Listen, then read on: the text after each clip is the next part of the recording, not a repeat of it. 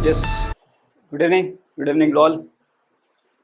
So, title माहिती आहे सगळ्यांना आजच्या लेक्चरचं, प्लेसेस इन न्यूज. पुढचे 2 ते 3 दिवस आपण प्लेसेस इन न्यूज बघणार आहोत.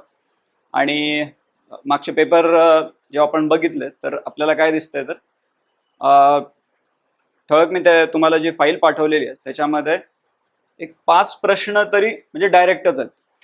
5 प्रश्न डायरेक्ट प्लेसेस इन न्यूजवर वेगवेगळ्या फॉर्ममध्ये विचारलेले आहेत. म्हणजे असं नाही की directly place in news and located in which country which is a typical pattern, पण त्यामध्ये बेसिकली त्यांनी वेगवेगळ्या पद्धतीने विचारलेत प्रश्न. जसं एखादी जागा जर न्यूजमध्ये आहे तर ती का बरं न्यूजमध्ये आहे, what is the reason behind that. So तसा एक प्रश्न आहे.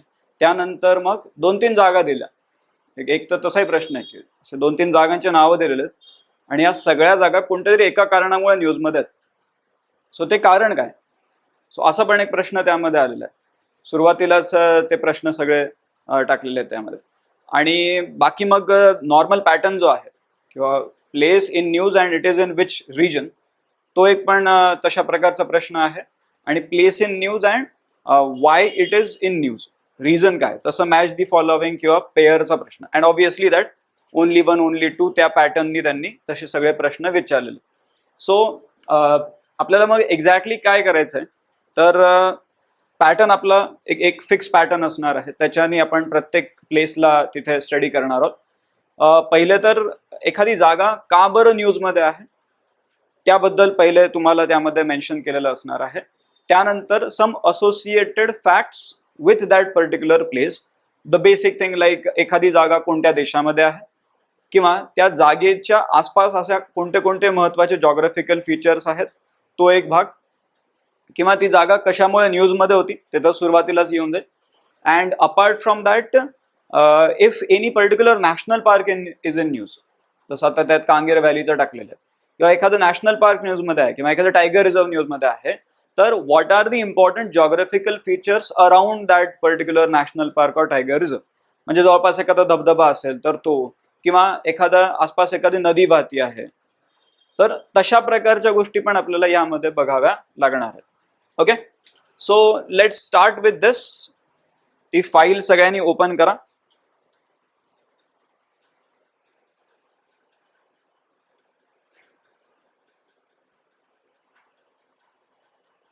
दिस will be your first file. अशा अजून फाईल्स येतील पुढे, बट सुरुवातीला ते प्रश्न टाकलेले आहेत. समजा आता पहिला प्रश्न जो होता UPSC प्रिलिम्स 2023, युक्रेन मागच्या 1-2 वर्षापासून बरंच न्यूजमध्ये आहे.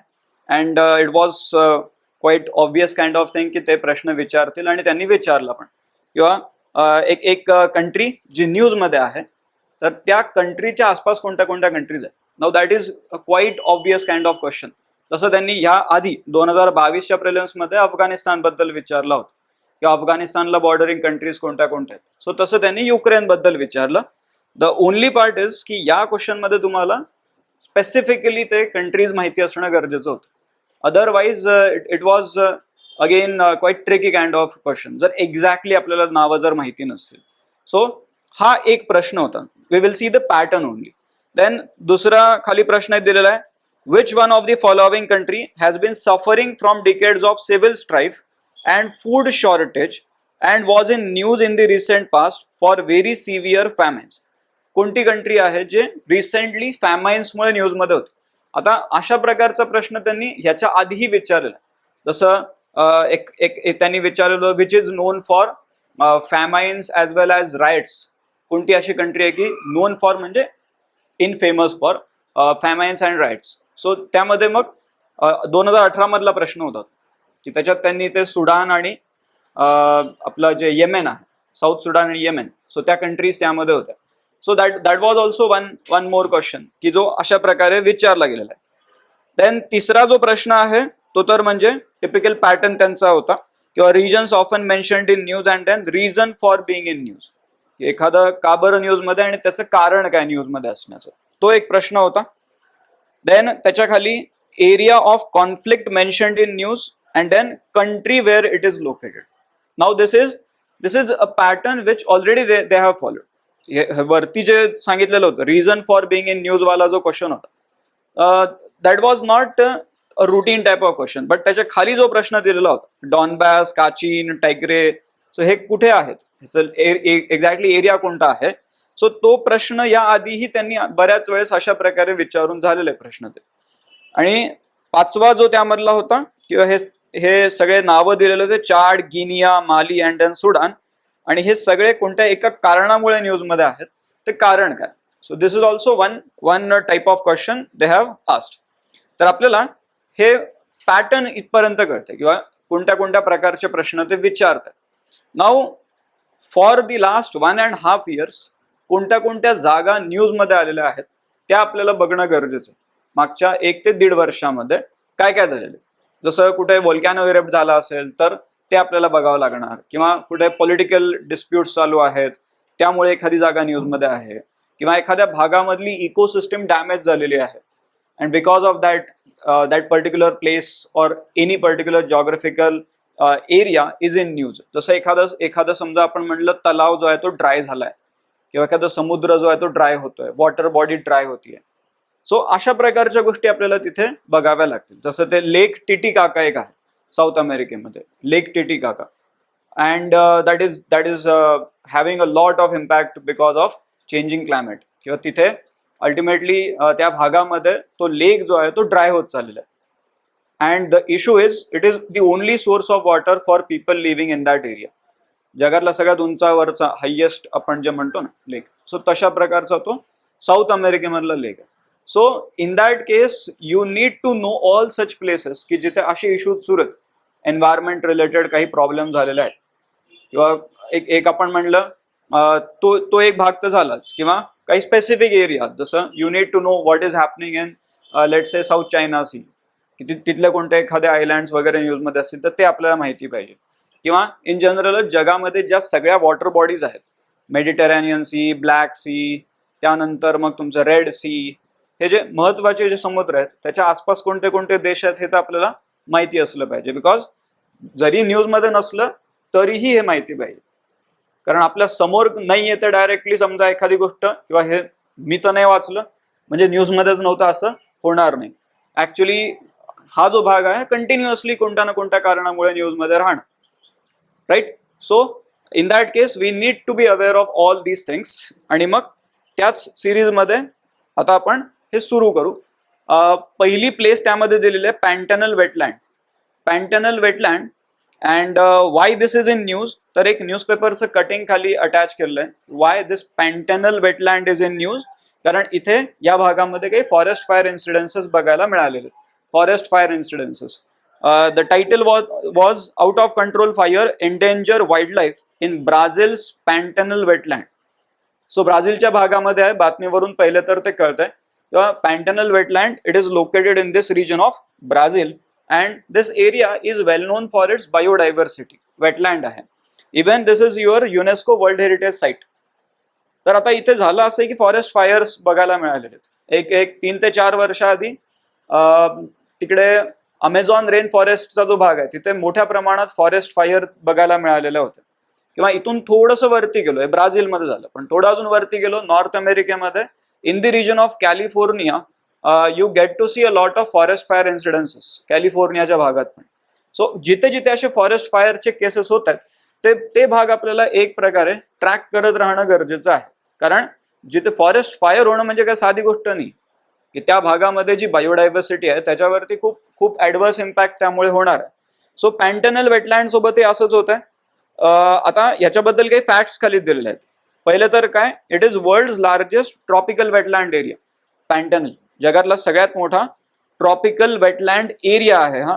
आणि या भागामध्ये एक हे आपल्याला बघायला मिळतं की this is a grassland which is flooded with water, ज्याला आपण वेटलँड जे म्हणतोय. So it is also in that way world largest flooded grassland. So हे 2 असे फॅक्ट्स आपल्याला यामध्ये दिलेले आहेत. म्हणजे आता आपण जे प्रश्न बघतोय जे डायरेक्टली तसंच येईल असं पण नाही, पण जर दुसऱ्या पद्धतीने समजा आलं, मल्टी स्टेटमेंट एखादा क्वेश्चन जर आला, so in that case also you need to know की कशा पद्धतीने त्या गोष्टीला आन्सर करायचे. तर जसं बातमीमध्ये दिलेलं आहे की Pantanal wetland is located in Brazil, but there are some other countries also जिथे ही वेटलँड टच करते. म्हणजे पहिलं तर आहे की it is not only in Brazil. तर ब्राझीलमध्ये मेजॉरिटी याचा एरिया आहे, but it is extending to Bolivia as well as Paraguay also. म्हणजे साऊथ अमेरिकेमध्ये ब्राझील मेजॉरिटी एरिया ह्याचा येतोय, but it is also extending to Bolivia and Paraguay. आणि जसं आपण आता बोललो, it is UNESCO world heritage site as well as this is Ramsar wetland recognised site also. So this is your Pantanal wetland, which is in Brazil, mainly in Brazil, but also it is extending to Bolivia and Paraguay. Now let's move to the next important place, that is Somaliland. Somaliland नावामध्येच आपल्याला Somalia दिसतंय, but हे नावामध्ये जेवढं सरळ सरळ आपल्याला वाटतंय तेवढं सरळ नाहीये. बरेचसे यामध्ये कॉम्प्लिकेशन्स आहेत. पहिले तर हे न्यूजमध्ये का होतं, कारण सोमालीलँडचे प्रेसिडेंट यांनी एक अनाउन्समेंट केलेली होती. 1 जानेवारी 2024 ची बातमी होती. सोमालीलँड प्रेसिडेंट मुसे बिही Abidi announced that an agreement has been reached with Ethiopian President Abiy Ahmed that Somaliland would grant landlocked Ethiopia access to Gulf of Aden and Ethiopia would recognize Somaliland as an independent state. Now the problem here is की सोमालीलँड जे आहे हे independent state म्हणून अजून recognise नाही झालेलं आहे. And here the agreement is there between Somaliland and Ethiopia की एका बाजूने आम्ही तुम्हाला ऍक्सेस देतो एका पोर्टचा की ज्याच्याने तुम्ही गल्फ ऑफ ॲडन मध्ये जाऊ शकता. ऑन दी अदर साइड तुम्ही आम्हाला रेकग्नाइज करा ॲज द इंडिपेंडंट स्टेट. आता खाली एक मॅप दाखवलेला आहे बघा, तो मॅप बघा पहिले. First of all this is entire part of Horn of Africa. Horn of Africa, आणि हॉर्न ऑफ आफ्रिकामध्ये कोणते कोणते देश येतात? Djibouti, Eritrea, Ethiopia and Somalia. So actually Somalia is saying हे तर आमचं आहे, सोमालीलँड जे आहे ते आमचं आहे. बट सोमालीलँड जे आहे अगेन द टेरिटरी, त्या भागामधले लोक म्हणतात की this is our independent area. आता झालं असं आहे की इथिओपियाला, समजा इथे या मॅपमध्ये बघा खाली इथिओपिया आहे पूर्ण, आणि जर त्यांना क्रॉस करून जायचं इंडियन ओशन मध्ये, so they need to move through this Gulf of Aden.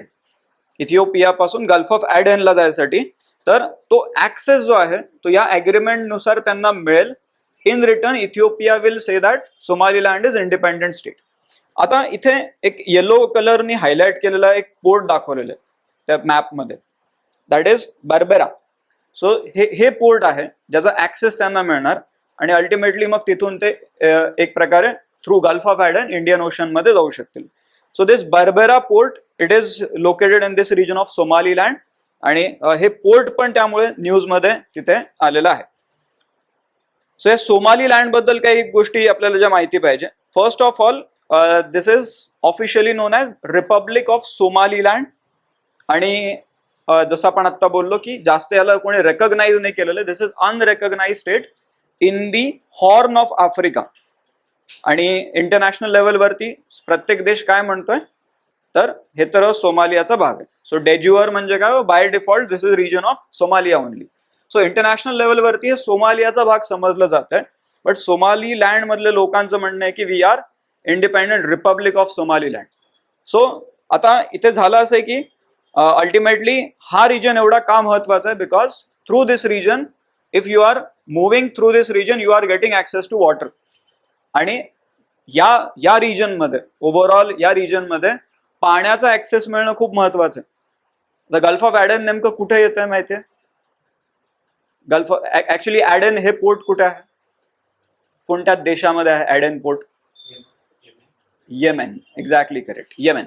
आणि मग हा पूर्ण जो आहे तो असा एक रूट आहे की ज्याच्या थ्रू तुम्ही मेडिटेरेनियन सी मधून इंडियन ओशन पर्यंत पोहोचू शकता. So from Mediterranean Sea you are moving to this Suez Canal, इजिप्तच्या भागामध्ये. सुएज कॅनलला जेव्हा तुम्ही क्रॉस करताय त्यानंतर तुम्ही रेड सी मध्ये जाताय. रेड सी मधून तुम्ही मग Strait of Bab el Mandeb cross करताय, and then you are entering into Gulf of Aden, आणि गल्फ ऑफ ॲडन मधून तुम्ही इंडियन ओशन मध्ये जाताय. सो गल्फ ऑफ ॲडन मध्ये ह्यांना जर जायचं असेल इथिओपियाला, actually Ethiopia is in this case Ethiopia is a landlocked country. हे पण एक महत्वाचं आहे किंवा आसपास सगळं पाणीच पाणी दिसतंय तर नकाशात, पण ऍक्च्युली ते इथिओपिया लँडलॉक्ड आहे. आणि मग त्यांना एकच ऑप्शन उरतो की हे ॲग्रीमेंट जे आहे ते त्यांच्यासाठी इकॉनॉमिकली खूप जास्त एक बेनिफिशियल राहू शकेल, because ultimately by crossing this Somaliland through this Berbera port they can reach waters of Gulf of Aden. मग तिथून जिथं जायचं तिथं जाऊ शकता. इंडियन ओशन मध्ये जायचं इंडियन ओशन मध्ये जा, किंवा रेड सी मधून डायरेक्टली मेडिटेरेनियन सी पर्यंतही जाऊ शकता. बिकॉज इथिओपियाच्या वरती जे देश आहेत ना त्या मॅपमध्ये, तर त्या देशामध्ये एक देश येतो south Sudan, and there are a lot of issues going on in south Sudan. त्यामुळे तिथून एखादा म्हणला मी माझी ट्रक आणि ट्रॅक्टर घेऊन जातो, ट्रॅक्टर तर कोणी घेऊन जाणार नाही, पण माझी गाडी घेऊन जातो, तर कुठं काय होईल त्या माणसाचं काही गणन नाही, म्हणजे काही सांगताच येणार नाही. Because that region is quite a disturbed area. त्यामुळे कोणी स्वतःच किमती वस्तू विकायसाठी त्या एरियामधून घेऊन नाही जाणार. आणि दुसरं आपण जे जॉग्रफीमध्ये वाचतो, पाण्याने गेलेलं कधी स्वस्त. Water transport is always cheaper compared to the road as well as rail transport. So त्यामुळे हे वॉटर रिलेटेड सगळ्या गोष्टी त्यामुळे पण महत्वाच्या होऊन जातात फ्रॉम द इकॉनॉमिक साईड. तर इथे हे ॲग्रीमेंट त्यामुळे महत्वाचं आहे. अजून काय काय दिलेलं आहे त्यामध्ये, that this Somaliland it is located in the southern coast of Gulf of Aden. Then it is bordered by Djibouti to the north west. Then Ethiopia to the south and west, दोन्ही बाजूला Ethiopia आहे, आणि Somalia याच्या eastern साईडला येते, right. And then हे जे Republic of सोमालीलँड आहे त्यांनी त्यांचं कॅपिटली रेकग्नाइज केलेली आहे. The capital is Hargeisa. Hargeisa त्या सिटीचं नाव आहे, which is capital of that Somaliland. Okay, now let's move to the next point. Mauna Loa. मौना Loa, this is a वॉल्कॅनो. This is अ वॉल्कॅनो. आता का बरं न्यूजमध्ये होता, बिकॉज या भागामध्ये अर्थक्वेक आलेला होता.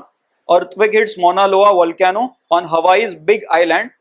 नो मेजर डॅमेज रिपोर्टेड, पण तरीही हा भाग आपल्याला माहिती असणं गरजेचं आहे, because this is a very big volcano. Mauna Loa, this is very big वॉल्कॅनो.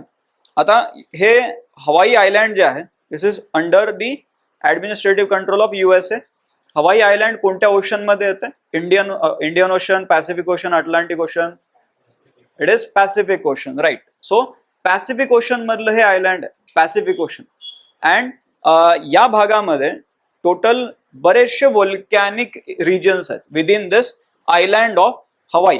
So there are total 5 volcanoes in the island of Hawaii, आणि त्यापैकी हा एक वॉल्कॅनो आहे मौना लोआ. त्यापैकी हा एक मौना लोआ वॉल्कॅनो आहे. आणि याची एक फॅक्ट खाली जी त्यांनी दिलेली आहे, it is Earth's largest active volcano. जर इन टर्म्स ऑफ मास जरी आपण बघितलं, आणि in terms of volume, or in other way in terms of size and volume, this is the largest active volcano on the earth. Largest active वॉल्कॅनो Mauna लोआ. आणि जसं आपण जॉग्रफीमध्ये वाचतो, shield volcanoes, shield volcanoes. So this is one type of shield volcano. Shield volcano जे असतात त्याची explosivity कशी असती compared to composite volcano? Less असती compared to composite volcano, right. आता हे 5 आहेत आपण म्हणलं, टोटल 5 वॉल्कॅनोज आहेत त्या हवाईच्या भागामध्ये. त्यापैकी हा एक आहे मौना लोआ. पण बाकीचे 4 कोणते आहेत? मग बाकीचे 4 कोणते आहेत? तर एक आहे कोहला. कोहला वॉल्कॅनो, जो एक्सटेंड झालेला आहे समजलं जातं. देन मौना किया. मौना किया हा डॉर्मंट वॉल्कॅनो आहे. देन हुआला लाई हा ऍक्टिव्ह वॉल्कॅनो आहे. आणि किलोइया हा पण एक ऍक्टिव्ह वॉल्कॅनो आहे. So these are the other volcanoes in the region of Hawaii. Okay, similarly आता ह्याची वाट बघत बसायची नाही फक्त, की एखादं वॉल्कॅनो फुटला तरच वाचेन, अशी वाट नका बघत बसू फक्त. कारण इंडिपेंडेंटली आपलं टॉपिक आहे जॉग्रफीमध्ये.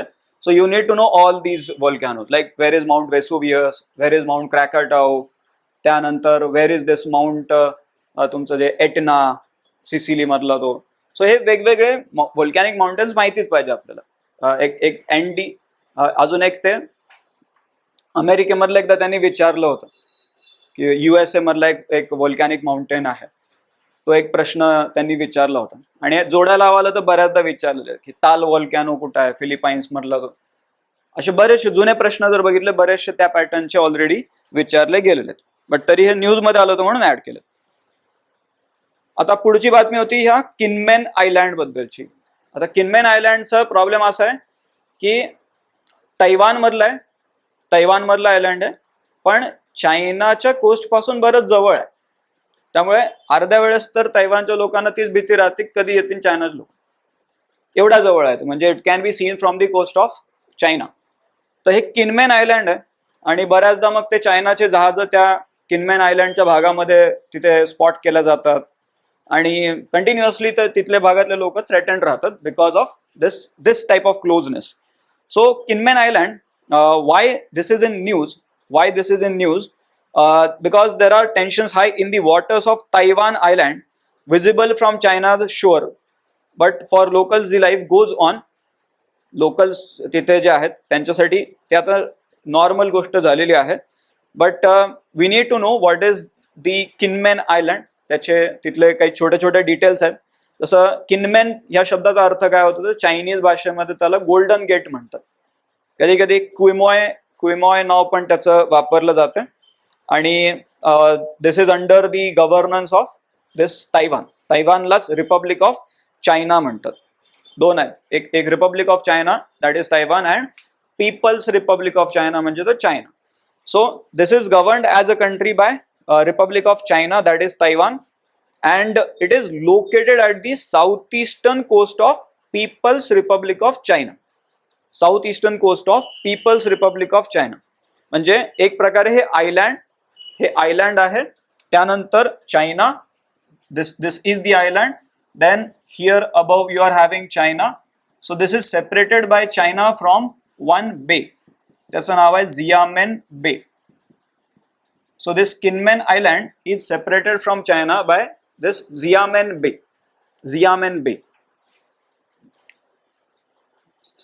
पण मग त्याच्यामध्ये झालं असं की चायनाने म्हणजे दूरच्या जागाने सोडलं, इथं जवळची जागा आहे. सो इथे पण क्लेम केलेलाच आहे आणि त्यांचं म्हणणं आहे की आमचा तो कोणता फुजियान प्रॉव्हिन्स आहे किंवा it is basically part of our Fujian province. Okay.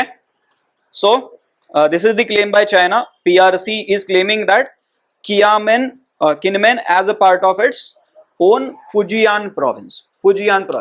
मग आता हे आपल्याला आता ते हे न्यूजमध्ये आहे समजा. But other things that we also need to know किंवा चायनाचे क्लेम नेमके आहेत कुठं किंवा कोणत्या भागामध्ये चायनाने क्लेम करून ठेवलेला आहे. जसं आपण आता पूर्ण ते साऊथ चायना सी त्या भागामध्ये कुठे काय क्लेम्स आहेत ते एकदा बघून ठेवणं गरजेचं आहे. Because they are having claim in Bhutan also, they are having claim on land of Russia also. मध्ये ते व्लाडिवोस्टॉकचा भाग जो आहे तिथे पण क्लेम केला होता लॉकडाऊनच्या काळात. त्यानंतर फार इंडोनेशियापर्यंत क्लेम आहेत त्यांचे.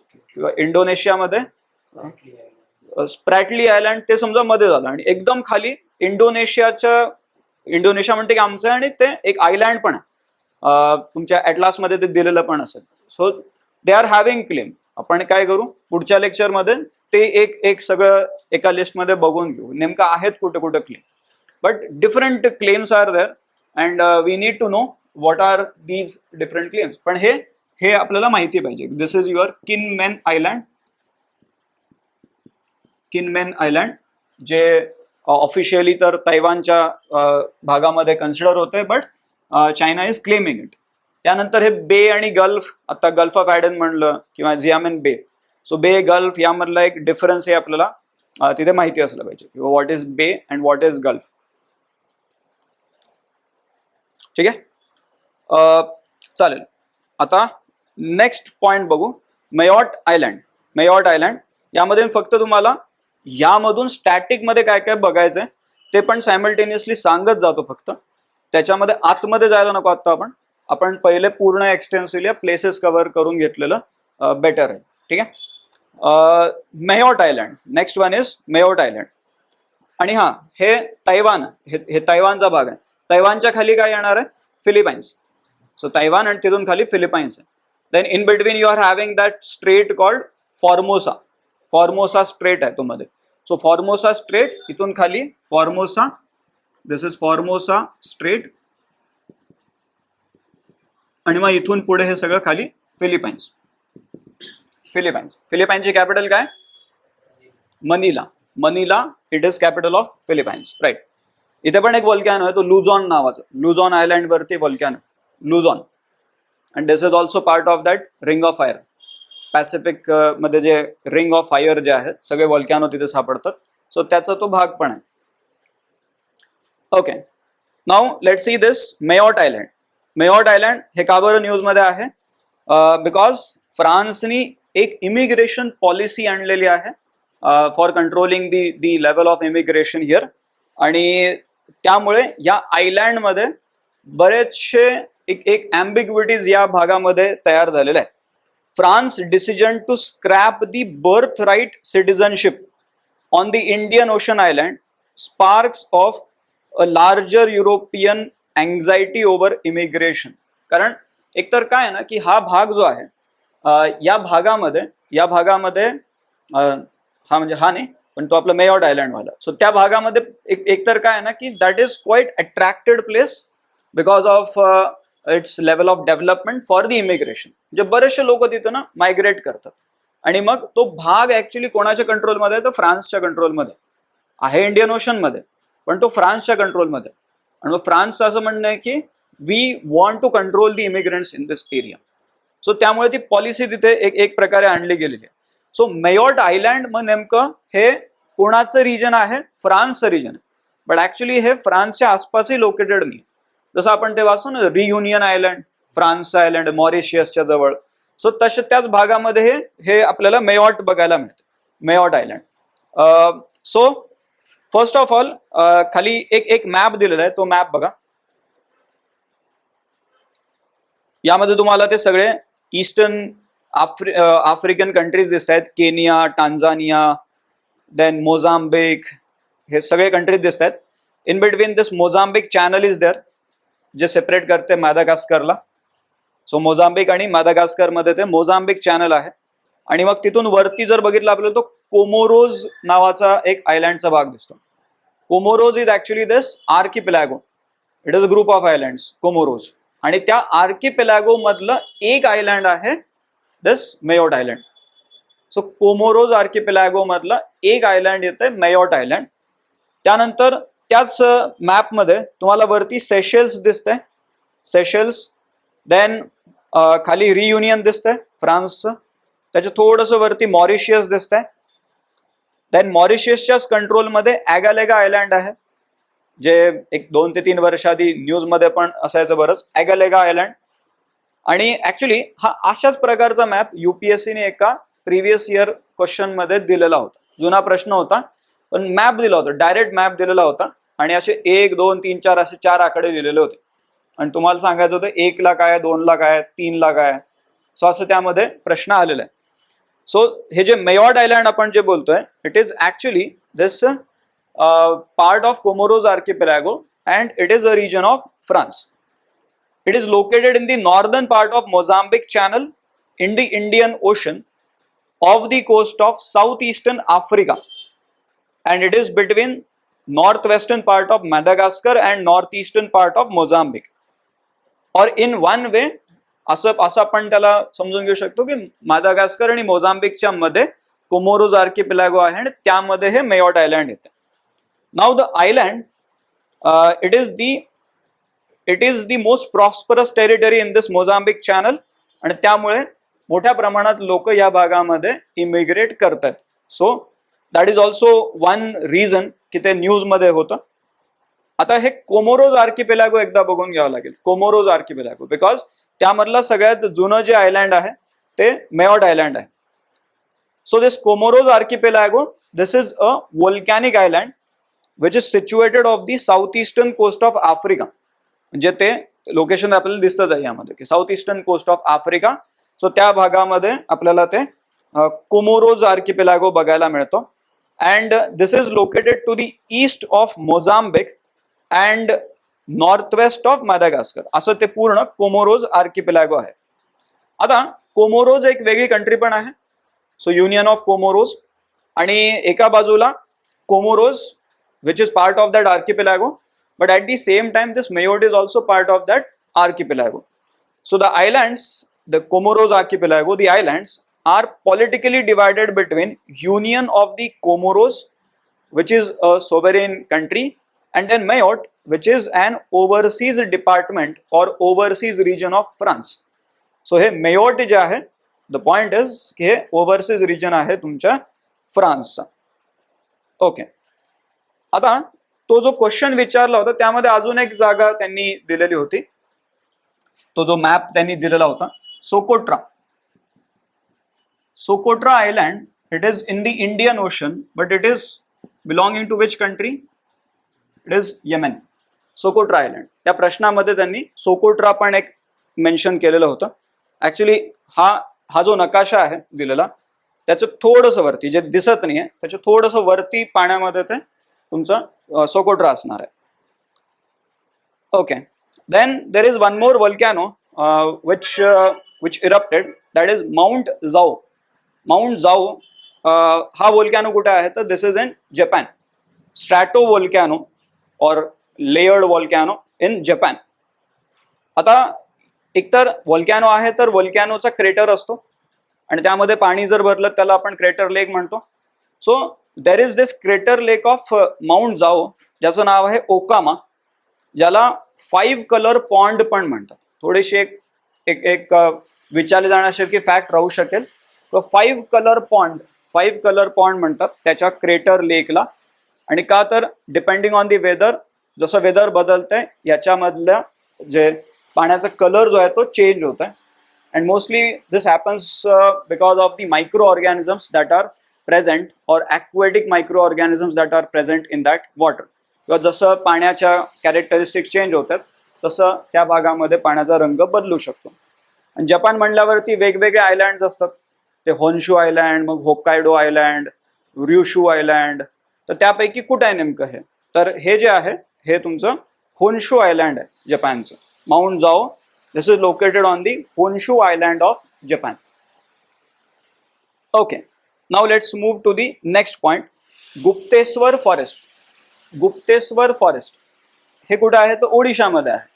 दिस is in Odisha. Gupteshwar forest, this is in Odisha. आणि ह्याला त्यांनी biodiversity heritage site, it is not world heritage site, biodiversity heritage site, this is a separate designation which is given by the state government. So ओडिशाने ह्या गुप्तेश्वर फॉरेस्टच्या भागाला biodiversity heritage site declare केलेलं आहे. This lies in the Koraput district of Odisha. Koraput कुठं आलं तर ओडिशाचा एक प्रकारे आपल्याला म्हणता येईल की it is the western part. Koraput. So there is this KBK region. KBK region माहिती तुम्हाला? KBK region, Kalahandi, Bolangir and then Koraput. This is a mineral rich but under developed region of Odisha.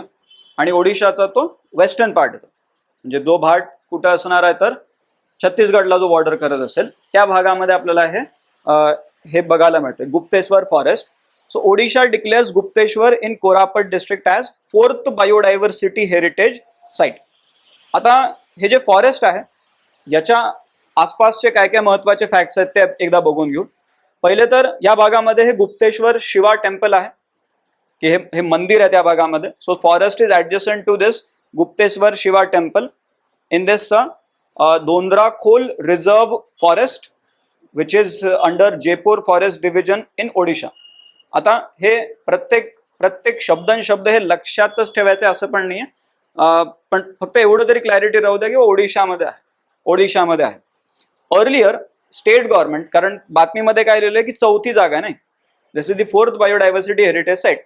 मग याच्या आधीच्या 3 कोणत्या होत्या ते आपल्याला माहिती पाहिजे. स्टेट गव्हर्नमेंटच करते डिक्लेअर. तर Mandasuru which is in Kandhamal district, Mandasuru. त्यानंतर महेंद्रगिरी जे गजपती डिस्ट्रिक्ट मध्ये येते. आणि तिसरं आहे Gandhamardan, this is in Bargarh and Bolangir district. All these are the biodiversity heritage sites in Odisha. आता इथे मंडसुरू नाव आलेलं आहे बरं का, पण मंडसोर हे वेगळे. मंडसोर इज डिफरंट प्लेस. मंडसुरू एक स्पेलिंग काय त्याची वेगळीच आहे ना. मंडसारू आहे ऍक्च्युली. मंडसारू हे ओडिशामध्ये, पण मंडसोर जे आहे it is in Madhya Pradesh. मंडसोर आपण कुठे वाचतो हिस्ट्रीमध्ये, मंडसोर इन्स्क्रिप्शन किंवा सिल्क विवर्स ते रोमन एम्पायर सोबत ट्रेड करायचे, पण मग ते मध्य प्रदेश मधून ते मंडसौर या गावातून जायचे गुजरातमध्ये, आणि मग तिथून ते पूर्ण ट्रेड करायचे बोटनी. पण जसं तो रोमन एम्पायर डिक्लाइन झालं तसं ते तिथले लोक जे आहेत त्यांचं लिव्हलीहूड पूर्ण थ्रेटनमध्ये आलं, कारण त्यांचा जो सप्लायर होता त्यांचं डिक्लाइन झालेलं होतं. So after that they came back, आणि मग त्यांनी मंडसौर इन्स्क्रिप्शन मध्ये सगळं लिहिलेलं आहे की आम्ही कसं व्यापार करायचो रोमन एम्पायर सोबत. So that inscription is also quite important because it is one of the biggest source की आपण कोणत्या लेवलला ट्रेड करायचो त्याबद्दल त्यामध्ये मेन्शन झालेलं आहे. सो इट इज मंडसारू, त्यानंतर महेंद्रगिरी आणि Gandhamardan, all these are the biodiversity heritage site, आणि हे चौथं आता गुप्तेश्वर फॉरेस्ट झालेलं आहे. आता याच्यामध्ये कोणते कोणते प्राणी आपल्याला बघायला मिळतात, इम्पॉर्टंट फॉना या भागामधले कोणते कोणते. जसं कांगेर व्हॅली रॉक जेको, जेको म्हणजे काय असतं, लिझार्ड, खाली फोटो दिलेला आहे व्हिज्युअल क्लॅरिटीसाठी. जेको म्हणजे लिझार्ड असते. सो कांगेर व्हॅली रॉक जेको. त्यानंतर जेरडॉन्स बाजा. आता हे नाव ऐकून, फोटो बघितला वाटतं काही लोकांनी, पण नाव ऐकून काय वाटतं तुम्हाला, जेरडॉन्स बाजा काय असेल?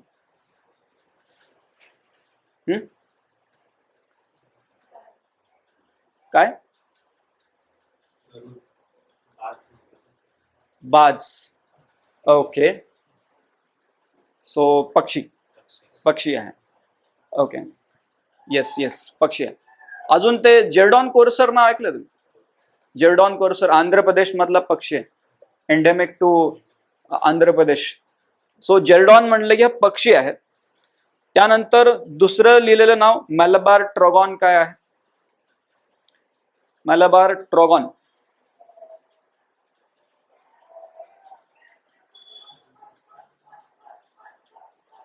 मलबार ट्रोगोन, तो पण एक पक्षी आहे. त्यानंतर, आणि हे असे सिच्युएशन येणार पेपरमध्ये. मागचे प्रश्न बघ, काय 2-3 नावं देऊन देतात, हे काय विचारतात. आता ते काय नेमकं, पक्षी आहे का मासा आहे का झाड आहे? त्यावेळेस it will be like you are in the dark room. तुम्हाला आसपास कुठं काहीच दिसत नाही, काय असेल काय नाही ते काही आयडिया राहणार नाही. सो एकच त्यामध्ये सोल्युशन आहे की द हिंदूमध्ये जेव्हा अशा एन्व्हायरमेंट रिलेटेड बातम्या येतात, so you need to keep track of that, किंवा नेमकं हे काय आहे. जसं हे सगळे पक्षीच आहेत, ते जेको सोडलात सगळे पक्षी आहेत ते. जेरडॉन बाजा, त्यानंतर मलबार ट्रॉगॉन, व्हाईट बेलीड वुडपेकर तर ते मोठी चोच असते आणि ते लाकडामध्ये ते हे करतात घर. कुकू तर तो पक्षी असतोच. So banded bay cuckoo. So all these are birds. तर तो जेको एक फक्त सोडला तर बाकी सगळे पक्षी आहेत. खाली फोटो पण ऍड केलेले आहेत बँडेड बे कुकू पर्यंतचे सगळे, बट तो पक्षी आहे. ओके. मलबार ट्रोगोन ऍक्च्युली नावात जसं आहे मलबार, तो मलबारच्या भागातला आहे, but it is basically found in large range of area, त्यामुळे तो तिथपर्यंत येतो. बट मलबार म्हणल्यावरती it is from that region of western Ghat, केरळाच्या भागात, पण तो तिथून इथपर्यंत आपल्याला सापडतो. अजून काय काय इथे गुप्तेश्वर फॉरेस्ट मध्ये लाईमस्टोन केव्ज आहेत. इथे लाईमस्टोनचे डिपॉझिट्स आपल्याला सापडतात गुप्तेश्वर मध्ये, लाईमस्टोन केव्ज ऑफ गुप्तेश्वर. आणि मग त्या केव्ज मध्ये वेगवेगळ्या प्रकारचे वटवाघूळ देखील सापडतात. म्हणजे जेवढे ओडिशामध्ये वेगवेगळे बॅट स्पेसीज सापडतात त्याच्या अर्धे या लाईमस्टोन केव्ज मध्ये सापडतात. मग नेमक्या कोणत्या कोणत्या मेडिसिनल प्लांट्स यामधले आहेत ते एकदा आपण बघून, कारण this is a forest area, so it contains threatened medicinal plants also. आता हे पण असे नावं देऊन ते विचारू शकतात किंवा कोणतं मेडिसिनल प्लांट इथे सापडते. एकदा तो जुना प्रश्न त्यांनी विचारला होता प्रोसोपिस जुलिफ्लोरा बद्दल. त्यामध्ये सांगितलं नव्हतं त्यांनी किंवा काय आहे नेमकं. त्यांनी म्हणलेलं आहे की एखाद्या जंगलाच्या भागामध्ये प्रोसोपिस जुलिफ्लोरा आहे, याचा अर्थ काय होतो किंवा याचं कॉन्सिक्वन्स काय होत असेल, किंवा त्या भागामधल्या स्पेसीजना त्याचा फायदा होतो की नुकसान होतं, असा एक प्रश्न आलेला. पण प्रोसोपिस जुलिफ्लोरा काय आहे, it is invasive species, it is not medicinal plant. त्यामुळे त्या भागामधल्या लोकल बायोडायव्हर्सिटीला त्याचा धोकाच आहे. So invasive species. आणि मग ते मागच्या वर्षी त्यांनी तो एक ऑर्गनायझेशन्स मधून एक प्रश्न विचारला, इन्व्हेजिव्ह स्पेसी स्पेशालिस्ट ग्रुप. किंवा कशाशी रिलेटेड आहे. सो अशा पद्धतीने ते विचारतात. तर मेडिसिनल प्लांट बद्दल नक्कीच विचारू शकतात मग, किंवा कोणते कोणते मेडिसिनल प्लांट्स आहेत. जसे नाव इथे दिलेले आहेत, Indian trumpet tree, Indian snake root, kumbi gum tree, garlic pear tree, सगळे हे मेडिसिनल प्लांट्स आहेत त्या भागातले. Chinese fever vine, then rohituka tree, jodpakli, Indian joint fir, त्यानंतर बरेचसे जिंजर आणि टर्मरिकचे varieties which are having medicinal properties. तर हे सगळे या भागामध्ये आपल्याला सापडतात. आता हे कांगेर व्हॅली रॉक जेको जो आपण म्हणतोय, सो तिथलं नॅशनल पार्क पण एक आहे, Kanger valley national park, which is in Chhattisgarh. आणि ओडिशामध्ये हा जेको कसा पोहोचला, कारण ते छत्तीसगड तर बॉर्डरच करते ओडिशाला. So Kanger valley national park, ज्याला कांगेर घाटी, व्हॅली म्हणजेच घाटी, तर कांगेर घाटी नॅशनल पार्क जो कुठे आहे, Kanger Ghati national park, it is in the Bastar region of Chhattisgarh, बस्तरच्या भागामध्ये येतं. मग इथे आपल्याला सगळं आसपासचं सगळं माहिती पाहिजे एखादं नॅशनल पार्कच्या. ऑलरेडी प्रश्न आलेले आहेत, किंवा नॅशनल पार्क आणि आसपास कोणती नदी आहे, किंवा एक प्रश्न होता नॅशनल पार्क आणि जवळपास कोणते माउंटेन्स आहेत. So we need to know the near by things around the national park.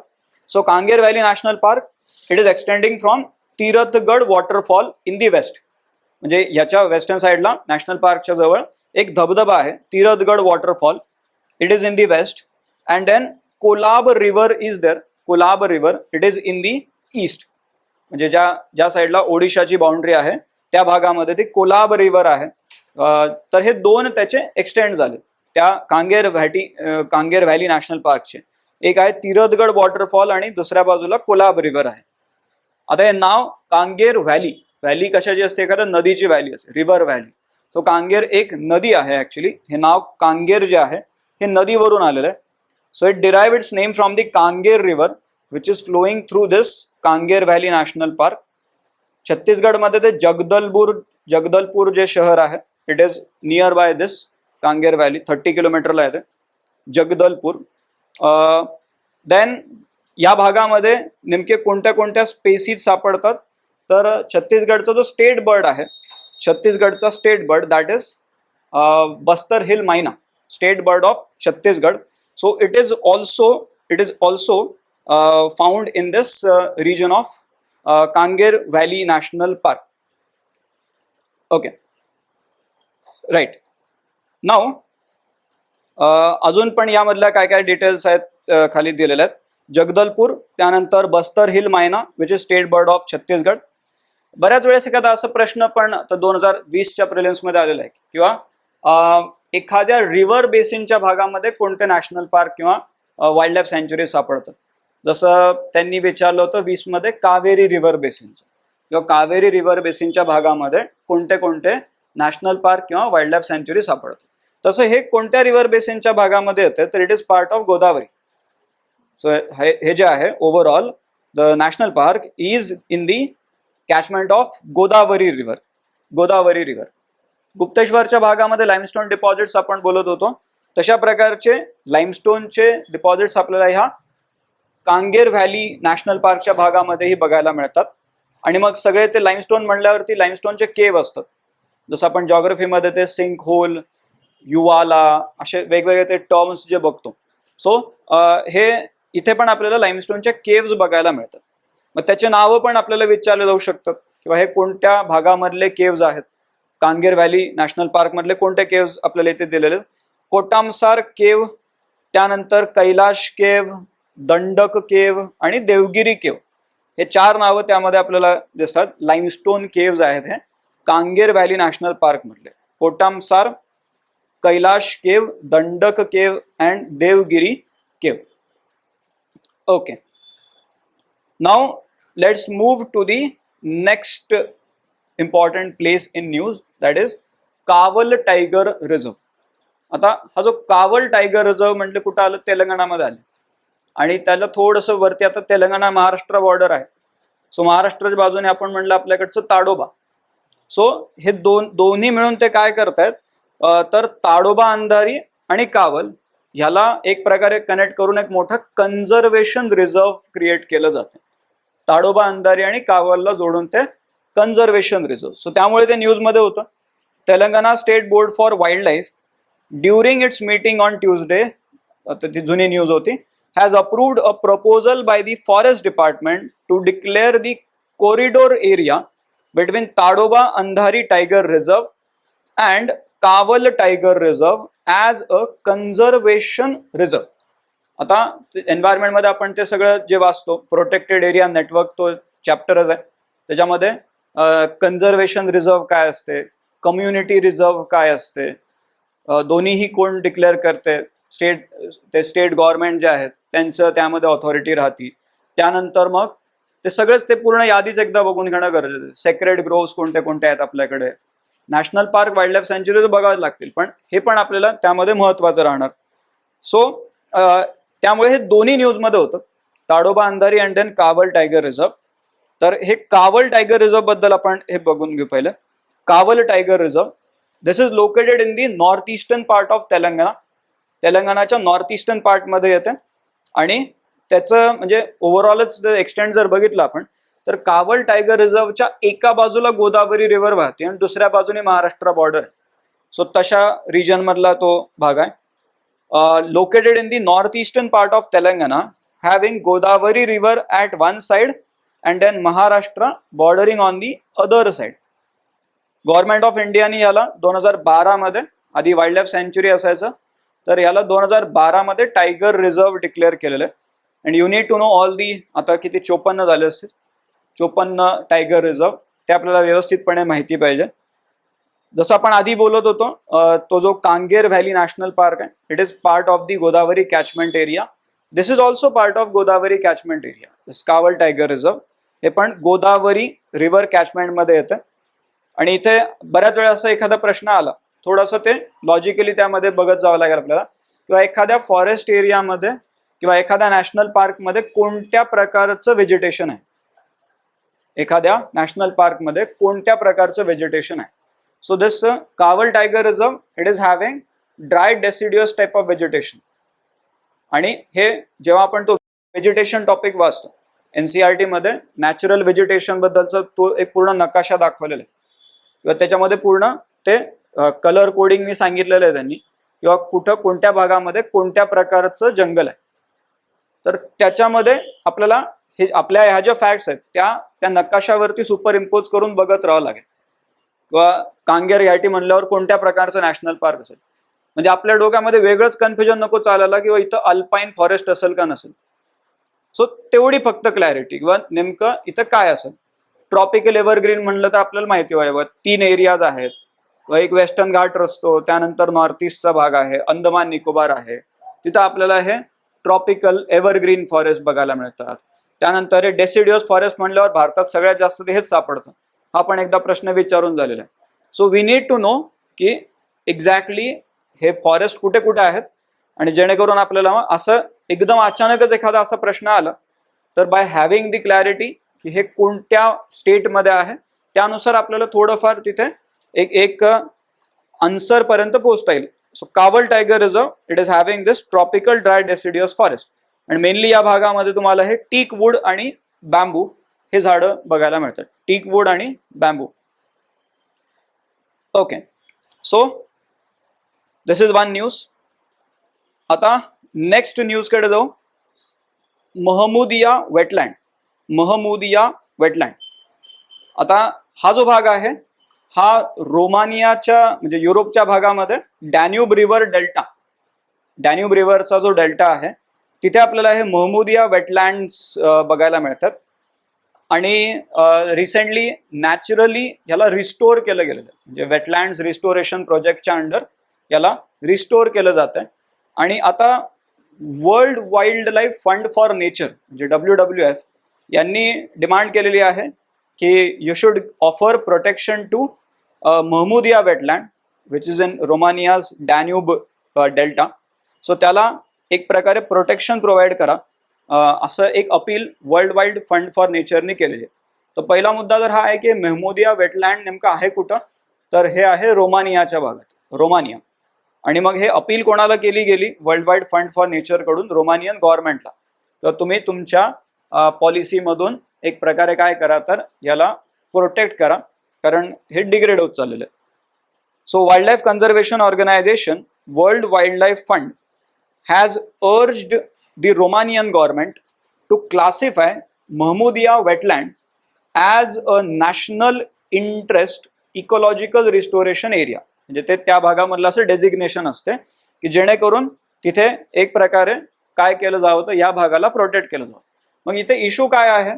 एक इश्यू तर असा आहे किंवा ॲग्रिकल्चरल पर्पजसाठी बराचसा वेटलँडचा भाग जो आहे तो एक प्रकारे कॅप्चर केला जातो किंवा जसं आपण म्हणतो की अतिक्रमण होणं. सो तशा प्रकारचं वेटलँड्सवरती अतिक्रमण होतं for the agricultural purpose in that area. So त्यामुळे इथे एक प्रकारे डॅमेज होण्याची शक्यता राहू शकेल, या वेटलँड्सचं डॅमेज होऊ शकेल. So to protect its natural progress and foster the community prosperity, या कारणासाठी WWFचं म्हणणं आहे किंवा ह्याला थोडं प्रोटेक्शन तुम्ही द्या. रोमानियन गव्हर्नमेंटलाही अपील केली गेली. सो महमुदिया वेटलँड फक्त हे आपल्याला एक माहिती असलं पाहिजे रोमानियाच्या भागात आहे. आणि हा नेमका एरिया कोणता आहे तर डॅन्यूब रिव्हरचा area. Now Danube river is very important. Danube river म्हणजे युरोपच्या भागामध्ये खूप मोठी रिव्हर आहे, म्हणजे बऱ्याचशा देशांमधून जाते ती डॅन्यूब रिव्हर. आणि ते मग ते जर्मनीमधून जे निघते ते वाहत पार ब्लॅक सी मध्ये जाऊन ट्रेन होती. आणि इन बिटवीन तर 3-4 देशांच्या राजधान्या त्या नदीच्या काठावर आहेत. देशांच्या राजधान्या त्या नदीच्या काठावर आहेत. So it is very big river. युरोपमध्ये वोल्गा रिव्हर जे आहे, जे रशियाच्या भागात येते ती वोल्गा रिव्हर. वोल्गा रिव्हरच्या नंतर दुसरी सगळ्यात मोठी जर नदी असेल युरोपमधली तर ही डॅन्यूब आहे. It is second longest river in Europe after this Volga river in Russia. आता ही युरोपच्या भागामधून ट्रॅव्हल करते आणि अल्टिमेटली ब्लॅक सी मध्ये ड्रेन होती. तर या रिव्हरचा आपल्याला एक पाथ माहिती असला पाहिजे, रिव्हर नेमकी कशी फ्लो होती. तर ही रिव्हर ओरिजिन होते तुमचं या रिव्हरचं जर्मनीमधून. आणि जर्मनीमधून ही रिव्हर कशा पद्धतीने फ्लो होती तर ते कंट्रीज खाली दाखवलेले आहेत. तर it is flowing through Austria, then Slovakia, then Hungary, Croatia, Serbia, Romania, मग ते महमुदिया वेटलँड इथं येते रोमानिया, त्यानंतर Bulgaria, Moldova and then Ukraine. So या सगळ्या कंट्रीज आहेत ज्याच्यामधून ही डॅन्यूब रिव्हर पास होती. तुमच्या ॲटलासमध्ये पण हे क्लिअरली ते दिलेलं असणार आहे. सो कोणत्या कोणत्या कंट्रीजमधून ही रिव्हर पास होती किंवा कोणत्या कंट्रीला बॉर्डर करून जाती हे दोन्ही आहेत. म्हणजे एक तर कम्प्लिटली पास होत असेल किंवा जर बॉर्डर करून जात असेल. बट ह्या सगळ्या कंट्रीज सोबत ही रिव्हर असोसिएट करता येते. आणि जेव्हा ही एवढं ब्लॅक सी पर्यंत जाती आहे सो त्या पूर्ण जर्नीमध्ये काही देशांच्या राजधान्या या नदीच्या काठावर आहेत. जसं रिव्हर ऑन दी बँक किंवा वेगवेगळ्या नद्या आणि त्याच्या काठावर कोणते कोणते महत्त्वाचे शहर आहेत. सो आपल्याकडे भारतातलं तर माहितीच पाहिजे, पण जगातलेही वेगवेगळ्या नद्या त्यांच्या काठावर कोणते कोणते शहर आहेत ते आपल्याला माहिती पाहिजे. जसं ऑस्ट्रियाची राजधानी आहे व्हिएन्ना आणि व्हिएन्ना डॅन्यूब नदीच्या काठावर आहे. त्यानंतर स्लोवाकिया ज्याच्यामधून ही नदी जाते तर त्याची राजधानी आहे Bratislava which is also on the bank of Danube river. हंगेरीची राजधानी आहे Budapest, it is also on the bank of Danube river. आणि सर्बियाची राजधानी आहे Belgrade, it is also on the bank of Danube river. Serbia म्हणल्यावरती tennis बघत असेल कोणी तर Novak Djokovic from Serbia. So हे सगळे नॅशनल कॅपिटल आहेत की जे ह्या डॅन्यूब नदीच्या काठावर आहेत. Okay yes. पुढे मग ते ब्लॅक सी त्याला बॉर्डर करणाऱ्या कंट्रीज कोणत्या कोणत्या आहेत that is very common kind of thing. पण पुढे तेही आपल्याला माहिती असलं पाहिजे किंवा ब्लॅक सीला बॉर्डर करणारे कोणत्या कोणत्या कंट्रीज आहेत. ओके सो ही एक न्यूज होती अबाउट दिस महमुदिया वेटलँड. आता अजून एक वोल्कॅनो आहे जो पेरूच्या भागामध्ये आहे आणि इथून थोडंसं असं एक प्रकारे this is one of the biggest volcano in that area. आणि त्याचं एक प्रकारे झालं असं आहे की काही असं थोड्या प्रमाणामध्ये आतमधून जसं आपण म्हणतो की फ्युम्स बाहेर यायला लागणं. सो त्याची सुरुवात झाली and then after that emergency declare करावी पेरूमध्ये, स्टेट ऑफ इमर्जन्सी. ह्याचं सगळीकडे एक प्रकारे बातम्या सुरू झाल्या होत्या. अल्टिमेटली नंतर पेरूमध्ये इमर्जन्सी डिक्लेअर झाली याच्यामुळे. सो तो वोल्कॅनो जो आहे पेरू म्हटल्यावर south American country, so Peru मधला हा वल्कॅनो आहे Ubinas volcano. Ubinas volcano. Why it was in news? Because Peru declares emergency as Ubinas volcano spews ash. म्हणजे तो एवढा मोठा वल्कॅनो आहे आणि कंटिन्युअसली एक्सप्लोजिव्ह नेचरचा तो वल्कॅनो आहे आणि त्यामुळे जर थोडं जरी हिंट तिथे येतंय किंवा काही होऊ शकतं असं, सो दे डिक्लेअर्ड दिस इमर्जन्सी.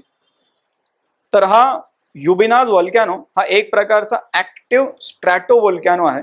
स्ट्रॅटो म्हटल्यावरती composite वल्कॅनो.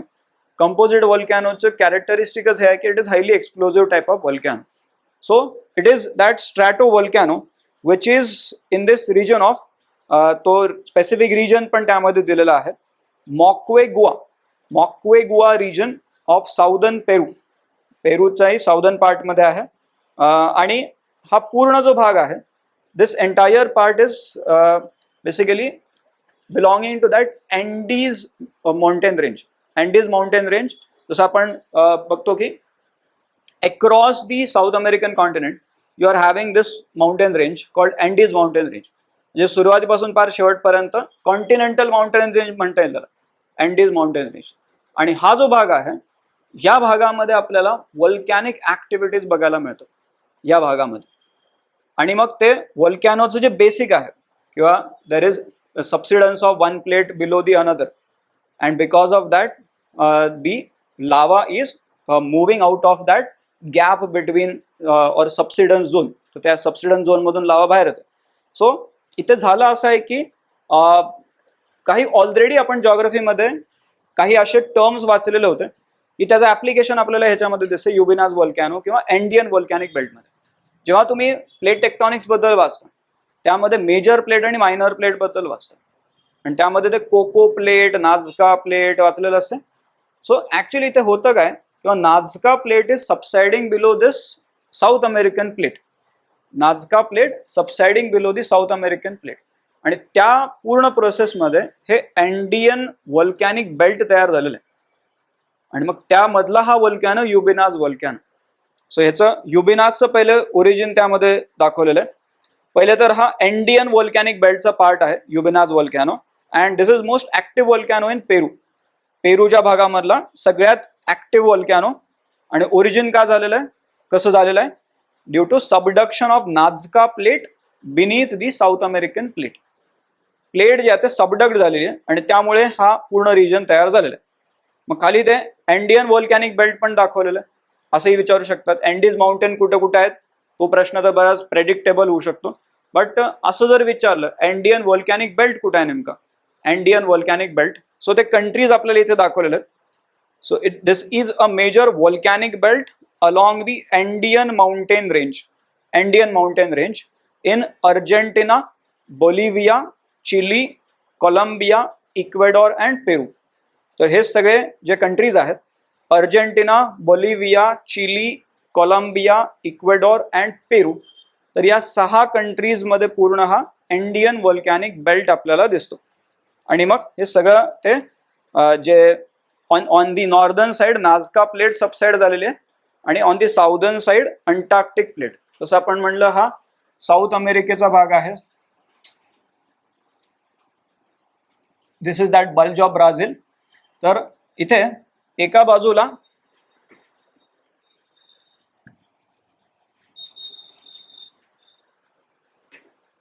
On one side you are having this, जवळपास इथे असेल ते, दिस is the Nazca plate. Nazca प्लेटमध्ये आपण काय वाचलेलं असतं, किंवा नाझका प्लेटच्या एका बाजूला साऊथ अमेरिकन प्लेट आहे आणि दुसऱ्या बाजूला पॅसिफिक प्लेट आहे. आणि इथून वरती असतं ते कोको प्लेट, ज्याच्या एका बाजूला ते नॉर्थ अमेरिकन प्लेट आहे आणि दुसऱ्या बाजूला पॅसिफिक प्लेट आहे. सो इथे झालं असं की ही जी नाझका प्लेट आहे ही खाली गेलेली आहे आणि खाली जी पूर्ण अंटार्क्टिक प्लेट आहे ती पण सबसाइड झालेली आहे. So because of subsidence of this Nazca plate as well as Antarctic plate, त्या भागामध्ये पूर्ण अँडियन वल्कॅनिक बेल्ट तयार झालेले आहे. म्हणजे या भागामध्येही काही वल्कॅनोस ते बेसिकली अँडियन वल्कॅनिक बेल्टचा भाग आहे. And this is due to subsidence of these 2 plates. एक आहे नाझका प्लेट आणि दुसरी आहे अंटार्क्टिक प्लेट. त्याच्या सबसिडन्समुळे हे तयार झालेलं आहे. So Andean volcanic belt, it is formed as a result of subduction of the Nazca plate and Antarctic plate underneath the South American plate. Yes.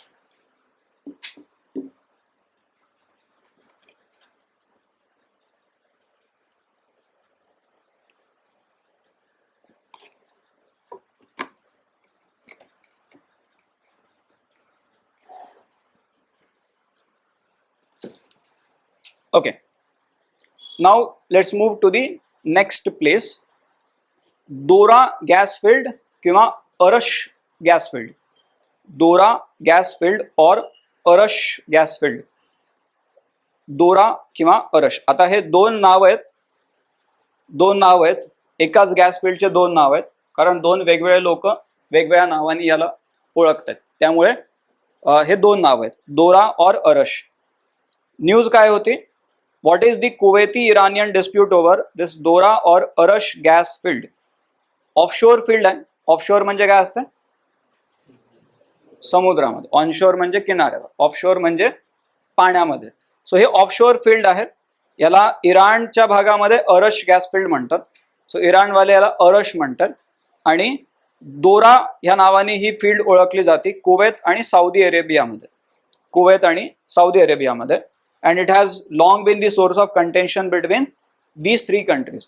So Dorra or Arash gas field ही जी आहे हे तीन देश आहेत या पूर्ण डिस्प्यूटमध्ये involved. एक आहे इराण, दुसरा आहे कुवेत आणि तिसरा आहे Saudi Arabia. So dispute between these three countries. आता एकतर इशू असा आहे की ही गॅस फील्ड ज्या एरियामध्ये आहे त्यामुळे ही डिस्प्यूट होण्याचं खूप मोठं कारण आहे. Because this is part of Persian Gulf which is oil rich region. Persian Gulf, तर पर्शियन गल्फच्या भागामध्ये असल्यामुळे एक प्रकारे याचा महत्व तेवढं जास्त होऊन जाते. It is offshore gas field in the Persian gulf water. आता हे खाली त्यांनी तो मॅप दाखवलेला आहे, एका पेपरमध्ये आलेला मॅप होता. तर हे पाणी आहे पूर्ण पर्शियन गल्फ. तर हे दोरा अरश. आता इराणचं क्लेम आहे की अरशवाला आमचं आहे, but on the other side दोरा जे आहे ते कुवेत आणि सौदी अरेबिया हे दोरा या नावाने त्याला ओळखतात. But Iran is claiming that Arash is theirs. आता इथे तीन कंट्रीज ज्या इन्व्हॉल्व आहेत, Kuwait, Saudi Arabia and then Iran. Right. आता हे जे फील्ड आहे, हे जे दोरा किंवा अरश फील्ड जे आहे ही कधी बनलेली होती ते पण तिथे दाखवलेलं आहे. फील्ड बनत नाही, ऍक्च्युअली डिस्कवर केली जाते. तर कधी डिस्कवर झालेली होती? So this is located on the eastern maritime border of Kuwait. कुवेतला मेरीटाईम बॉर्डर जे आहे इथे ते दाखवलेलं पण आहे पूर्ण. ते पाण्यामध्ये जी लाल रंगाची लाईन दाखवलेली आहे, so that is the border region. आणि ही जी फील्ड आहे 1967 मध्ये डिस्कवर केली गेलेली होती. Located on the eastern maritime border of Kuwait, this Dorra gas field was discovered in 1967. पण इराणचं म्हणणं आहे की ह्याचं नाव अरश आहे आणि इराणचं म्हणणं असं आहे की हे तुमच्या वॉटर्समध्ये नाही तर आमच्या वॉटर्समध्ये आहे. So that is the dispute. कारण हे पूर्ण नियर बाय इराणचे पण तिथे मेरीटाईम वॉटर्स बघायला मिळतात, तिथं मेरीटाईम बॉर्डर. पण overall this is the entire scenario आणि त्यामुळे हा डिस्प्यूट सुरू आहे. सो आपल्याला माहिती पाहिजे की दोरा गॅस फील्ड किंवा अरश गॅस फील्ड हे कोणत्या भागामधलं आहे. This is in the Persian Gulf. आणि इराण, कुवेत आणि सौदी अरेबिया हे तीन लोक या पूर्ण डिस्प्यूटमध्ये इन्व्हॉल्ड आहेत. Because Saudi Arabia is also having some border there. तर इथे हा जो पाण्याचा भाग आहे पर्शियन गल्फ, त्याबद्दल आपल्याला माहिती असलं पाहिजे. पर्शियन गल्फ, ज्याला अरेबियन गल्फ पण म्हणतात. प्रश्न कसे सुरू होऊ शकतात किंवा पर्शियन गल्फला बॉर्डर करणाऱ्या कंट्रीज कोणत्या कोणत्या, तर ते आपल्याला माहिती असलं पाहिजे. खाली एक मॅप पण दाखवलेला आहे, त्यामध्ये एक थोडासा भाग आहे इराकचा. There is a small border which Iraq is also sharing with Persian Gulf. तर कोणते कोणते बॉर्डरिंग कंट्रीज येतात? एक आहे इराण, दुसरा आहे इराक, त्यानंतर Kuwait, Saudi Arabia, Qatar, Bahrain, UAE आणि ओमान. हे सगळे कंट्रीज त्या पर्शियन गल्फला बॉर्डर शेअर करतात. त्या मॅपमध्ये खाली बघा कुवेत दिसतंय, त्यानंतर थोडासा भाग इराकचा पण आहे थोडासा small part of Iraq. Then Iran, सगळ्यात मोठी बॉर्डर कोणत्या कंट्री सोबत आहे पर्शियन गल्फची, तर ते इराण सोबत आहे, इराण. त्यानंतर खाली ओमान, ओमानचा जो एक पार्ट आहे तो वरती त्या स्ट्रेट ऑफ होर्मुज पाशी आहे. So it is also sharing border with Persian Gulf. त्यानंतर UAE येतं, कतार येतं, सौदी अरेबिया, बहराईन, हे सगळे कंट्रीज त्यामध्ये येतात. सो पुन्हा एकदा नावं बघून घ्या. पर्शियन गल्फला बॉर्डर करणाऱ्या countries Iran, Iraq, Kuwait, Saudi Arabia, Qatar, Bahrain, UAE and Oman. आता हा जो रिजन आहे it is a oil rich region. पण द पॉइंट इज की ह्या रिजन मधून तुम्हाला जहाज घेऊन जर बाहेर पडायचं असेल तर एकच रस्ता आहे. जमिनीवरून जहाज घेऊन तर जाऊ शकत नाही. एकच रस्ता आहे जिथून बाहेर पडतायत. That is nothing but strait of Hormuz. This आहे, सगळीकडं ते पाणीच पाणी आहे, सगळीकडून जमीन आहे. ऍक्च्युली गल्फ जे आपण म्हणतो, गल्फची डेफिनेशन ती असते, it is such water body which is surrounded on all 3 sides by land, which is open on only 1 side. बाकी 3ही बाजूला जमीन आहे. बे पण तेच असतं, पण bay is a larger version of gulf, right. तर इथे एकच रस्ता आहे जिथून तुम्ही बाहेर पडू शकता, that is Strait of Hormuz. त्यामुळे ते स्ट्रेट ऑफ होर्मुजचं स्ट्रॅटेजिक इम्पॉर्टन्स तेवढा जास्त होऊन जातो, because there is no other place from where you can simply take your ship into the Indian Ocean. कारण हे स्ट्रेट ऑफ होर्मुज काय करते, strait is nothing but a water body which is connecting 2 large water bodies. तर हे Strait of Hormuz काय करते, Persian Gulf आणि दुसऱ्या बाजूला गल्फ ऑफ ओमान, ह्या 2 वॉटर बॉडीजला कनेक्ट करते. So that is the importance of Strait of Hormuz here. तर हे जे पर्शियन गल्फ आहे it is connected to Gulf of Oman in the east by Strait of Hormuz. Also हा जो Iran इराकचा भाग आहे या भागामध्ये 2 मोठ्या नद्या आहेत. एक आहे युफ्रेट्स नदी, युफ्रेट्स EUPHRATES, युफ्रेट्स. आणि दुसरी एक नदी आहे टायग्रिस, युफ्रेट्स अँड टायग्रिस. आता या 2 नद्या जेव्हा मर्ज होतात, एक जी नदी तयार होती दॅट इज शत अल अर्ब नावाची एक नदी तयार होती. आता ही जी शत अर्ब नदी आहे ही नदी जाऊन मिळते पर्शियन गल्फला and it is creating delta there. So the Persian Gulf, the western end of Persian Gulf, it is marked by the major river delta of Shat al-Arb, ज्याच्यामध्ये या 2 मोठ्या नद्यांचं पाणी आहे, युफ्रेट्स आणि टायग्रिस. राईट, खाली हे तो मॅप पण दाखवलेला आहे. नाव एक यादी बघून घेऊ आता पुढे. कॅस्पियन सी मधले महत्वाचे जे ऑइल अँड गॅस फील्ड्स आहेत हे पण मध्ये बऱ्याच चर्चेमध्ये होते. So important crude oil and gas fields along Caspian Sea. पहिले तर कॅस्पियन सीला बॉर्डर करणाऱ्या कंट्रीज कोणत्या कोणत्या आहेत, कोणत्या कोणत्या असतात countries bordering Caspian C?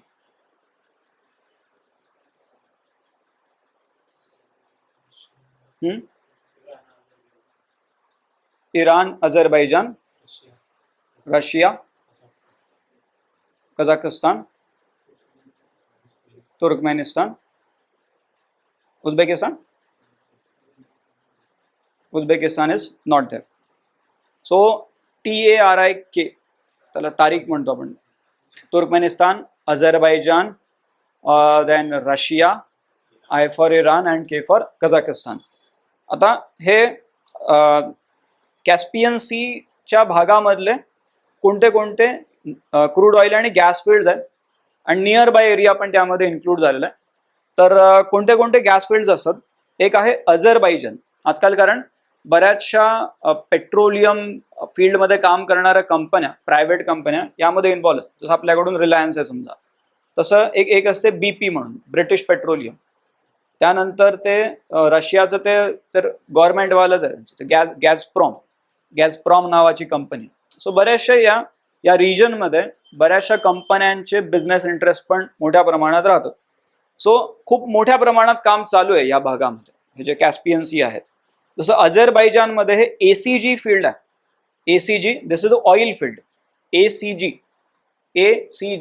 ACG म्हणजे काय आहे तर ते A for Azeri, C for Chirag and G for Gunashli deep, असे 3 नाव आहेत त्या भागामधल्या ऑइल फील्डचे. हे ऑइल फील्ड्स आहेत ACG.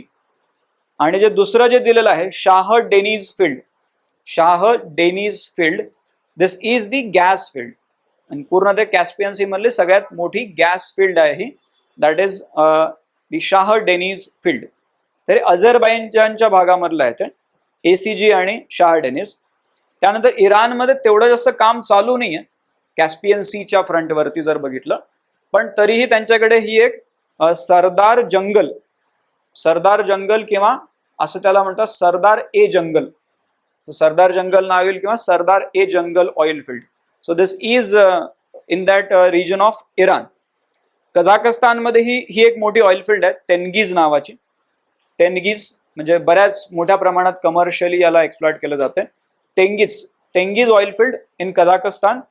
आणि या भागामध्ये अजून एक ऑइल फील्ड आहे दॅट इज कशागान किंवा काशगान फील्ड इन कझाकस्तान. आणि मिडल ईस्टच्या बाहेर जर आपण म्हणलं किंवा वेस्ट एशियाच्या outside, because this is part of central Asia. So this is the largest oil field outside the middle east. Kashagan field त्याला म्हणतात. त्यानंतर रशियाच्या बाजूने हे 3 आहेत, क्रॅस्नोडोर, त्यानंतर स्टॅव्रोपोल आणि चेचन्या. सो हे 3 जे आहेत हे रशियाच्या भागामधल्या ऑइल फील्ड्स आहेत. त्यानंतर तुर्कमेनिस्तानमध्ये अजून एक हे जे एरिया आहे जिथे ऑइल एक्सप्लोरेशन होते, that is Garashyzlyk area in Turkmenistan. आणि मग आसपास ते Uzbekistan, though it is not having border with this Caspian C, पण उझबेकिस्तानमध्ये मग ते Kokdumalak field, this is in Uzbekistan. So हे महत्वाचे ऑइल अँड गॅस फील्ड आहेत. गॅसमध्ये एकच ते नाव लक्षात ठेवा, शाह डेनिस. बाकी सगळे ऑइल फील्ड्स आहेत कॅस्पियन सी मधले. Okay, now next important place in news that is Kariyachalli island. आता हे आयलँड बद्दल एक जे म्हणलं जातं की due to rising sea level हे सिंक होत चाललेलं आहे. So India's sinking island. आणि असे बरेचसे आयलँड्स आहेत की जे अनसीझनल सायक्लॉनिक स्टॉर्म्समुळे पाण्याखाली जाण्याची भीती आहे. बट हा एक आहे करियाचल्ली, जो म्हणजे जवळपास डिसअपियर झाल्यासारखंच व्हायला लागलं. आता नेमकं आहे कुठं हे, तर हे तामिळनाडूमध्ये येतं, तामिळनाडूच्या एरियामध्ये येतं. आणि मग तामिळनाडूने एक प्रोजेक्ट तिथे सुरू केलेला आहे किंवा ह्याला तुम्हाला रिस्टोअर करायचं किंवा ह्याला सेव्ह करायचं आहे, त्यासाठी हा प्रोजेक्ट सुरू केलेला आहे. तामिळनाडू कोस्टल रिस्टोरेशन मिशन त्याला म्हणतात. आणि त्याच्या अंडर एक करियाचल्लीला प्रोटेक्ट करण्याचा प्रयत्न होतो. So this island is protected under this Gulf of Mannar marine national park. Territory जर बघितलं तर हा Gulf of Mannar marine national पार्कचा भाग आहे. आणि तामिळनाडूच्या ओव्हरऑल एरियामध्ये ते येते. तामिळनाडूच्या कॉन्टिनेंटल आयलँड शब्द लिहिलेला आहे तिथे. काय असते कॉन्टिनेंटल आयलँड?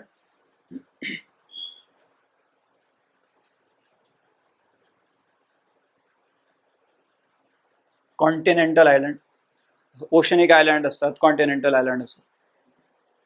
हा,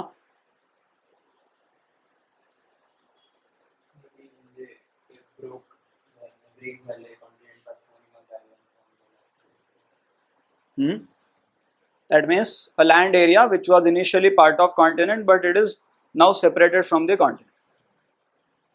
एक तर हे तर एक्झाम्पल एक दिसतंय किंवा हे कॉन्टिनेंटल आयलँड आहे करियाचल्ली. अजून असे मोठे मोठे आयलँड्स जे कॉन्टिनेंटल आयलँड्स आहेत, जसं आपण आत्ता ते मेयॉटचं बघत होतो, मॅडागास्कर, ते एक आहे. किंवा Sri Lanka for that case, Sri Lanka is also continental island.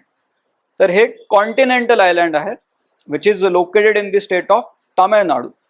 आणि मग हे एक अजून एक जागा आहे जी न्यूजमध्ये आहे, त्याच्या जवळ हे आहे, हे Kariyachalli. So this is located near Pamban island किंवा रामेश्वरम आयलँड. सो त्याच्या जवळ हे येते, पंबन किंवा रामेश्वरम आयलँड ज्याला म्हणतात. सो त्याच्या जवळ हे येते. आणि मग पंबन का बरं न्यूज मध्ये? हा, पंबन मध्ये काय चालू होतं असं? बोला बोला, बरोबर बोलताय. तुम्ही काहीतरी म्हणत होता, ब्रिज आहे. So there is this new Pamban bridge.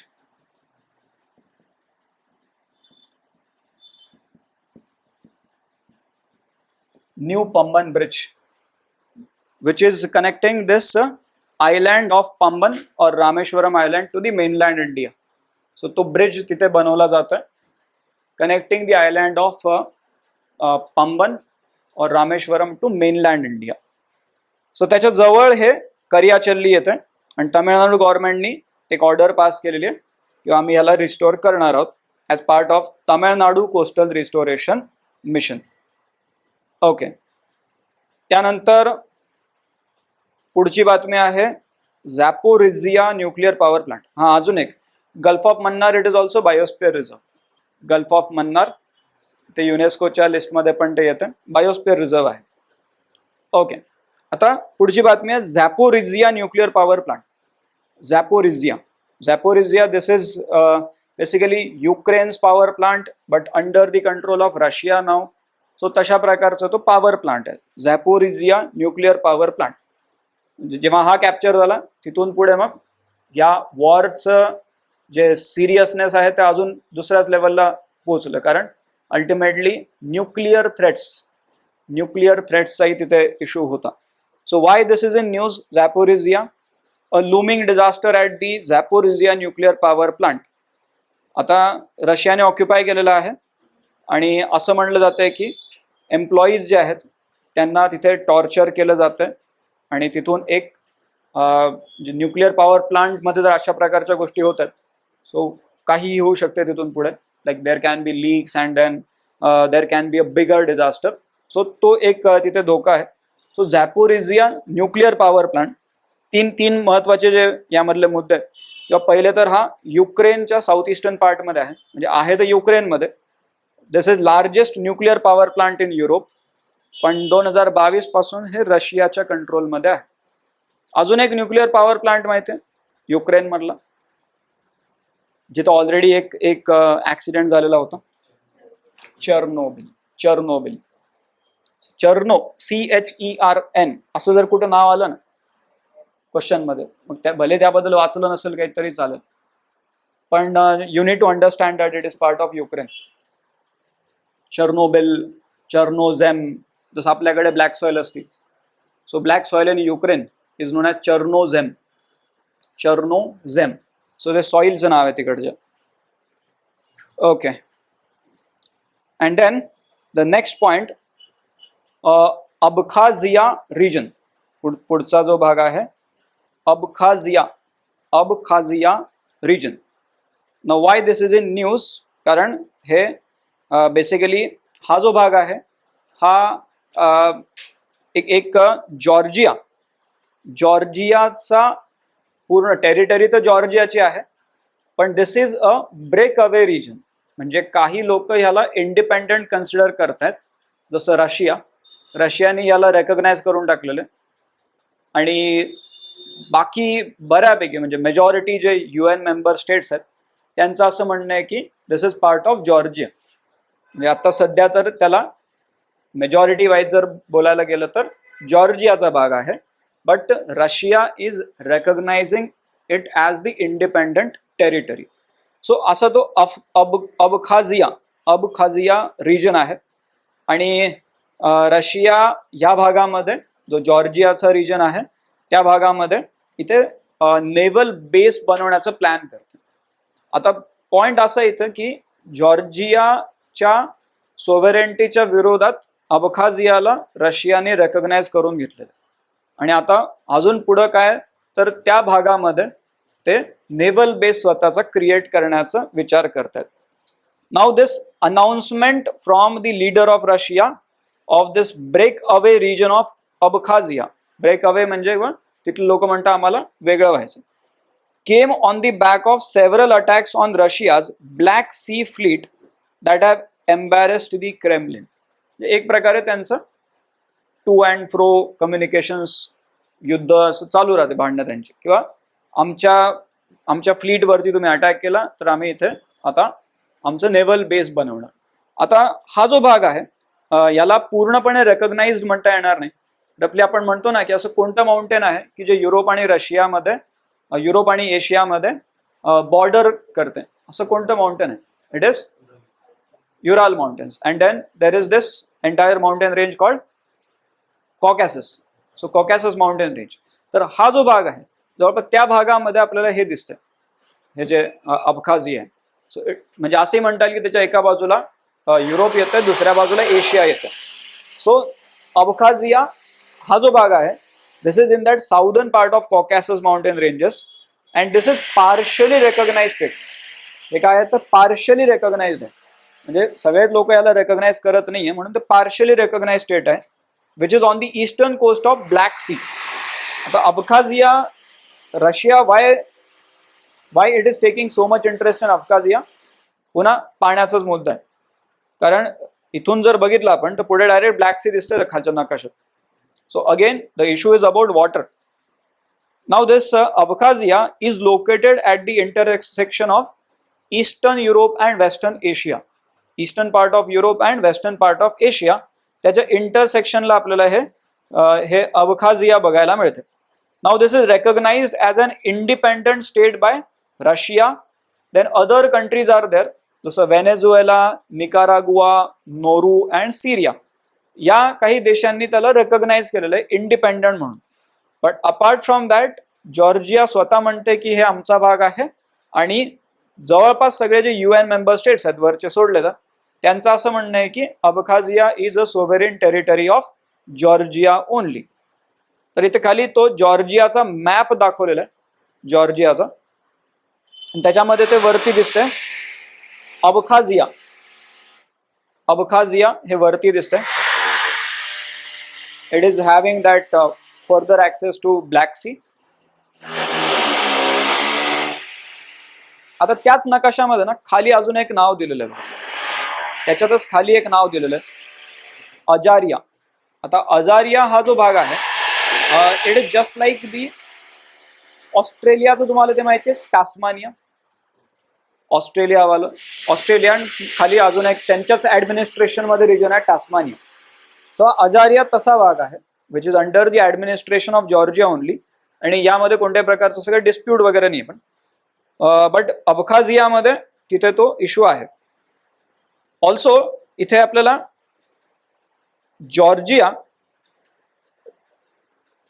च्या एका बाजूला ब्लॅक सी दिसते. So that means Georgia is having border with Black Sea. तर एक त्या मॅप्स मध्ये तुम्हाला हे असं बघायला मिळतं किंवा ब्लॅक सी आणि Caspian C.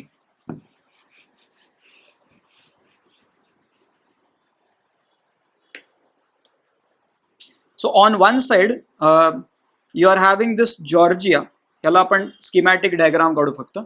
On the other side you are having Azerbaijan.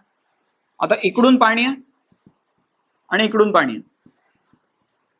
हे पाणी म्हणजे काय? Black Sea. आणि हे काय आहे तर Caspian Sea. So Georgia is having border with Black Sea, but Azerbaijan is having border with Caspian C.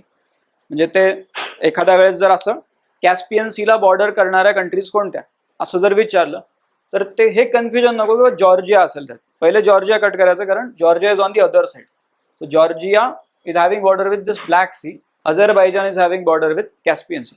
पण असं नाही की दोन्ही देशांच्या कोणत्या एका समुद्राला बॉर्डर आहे. दोघांच्या आपापल्या साईडला त्या बॉर्डर्स आहेत.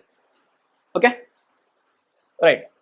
सो इथपर्यंत हा एक भाग आपण बघितलाय प्लेसेस इन न्यूज मधला, आणि ज्यामध्ये मेनली आपण मागच्या 1.5 वर्षाचं आपण हे करतो. 1.5 वर्षाचं किंवा काही 2 वर्षापर्यंत त्याचा न्यूज जे आहे ते एक्सटेंड होत असेल, पण मेनली टार्गेट 1.5 वर्षाचं केलं जातं. अँड विदिन दॅट न्यूज एक तर प्रायमरीली ते एखादी प्लेस जी आहे ती कुठं आहे ते आपल्याला माहिती पाहिजे, पण त्याला थोडंफार ना लिंक करत चला, किंवा नेमकं जॉग्रफी किंवा जॉग्रफीशी जास्त लिंक होईल किंवा एन्व्हायरमेंटशी आपण म्हणू, तर त्याला लिंक करत चला, कारण ते थोडंफार कनेक्ट करून आपल्याला विचारू शकतात. मेनली आपल्याला हे टर्मिनॉलॉजी वगैरे माहिती पाहिजे, किंवा बे म्हणजे काय, गल्फ म्हणजे काय, what is this peninsula, straight म्हणजे काय असते, इस्थमस म्हणजे काय असते, बिकॉज त्याच्या अराउंड बऱ्याचशा गोष्टी रिव्हॉल्व्ह होतात. अँड बाकी प्लेसेस वाचताना एका बाजूला तर आहे की प्लेसेस इन न्यूज कोणत्या आहेत, पण काही अशा प्लेसेस आहेत की ज्या स्टॅटिक समजूनच आपल्याला माहिती असलं पाहिजे. Like we need to know where is Mediterranean Sea, we need to know where is Black Sea और वेअर इज कॅस्पियन सी, कारण हे माहिती आहे आणि त्यानंतर मग तिथे एखादी जागा न्यूजमध्ये आली तर ती माहिती. So in that way if you are going, तर त्यामधून अजून व्यवस्थितपणे तो भाग क्लिअर होईल. आणि जर एखाद्या पेपरमध्ये अशा टॉपिकवरून डायरेक्टली म्हणजे दिसणारे 5 प्रश्न आहेत, इनडायरेक्टली बरंचसं त्यामध्ये अजून येऊ शकते, बट दिसणारेच 5 प्रश्न होते, so in that case 5 question is quite big thing. आणि याला जर थोडंसं वाईड रेंजला जर कव्हर केलं आपण, तर त्याच्यामधून असं येऊ शकेल की you are getting all those 5 questions. जर वाईड रेंजला हे कव्हर जर केलं तर सगळे क्वेश्चन येऊन जातात.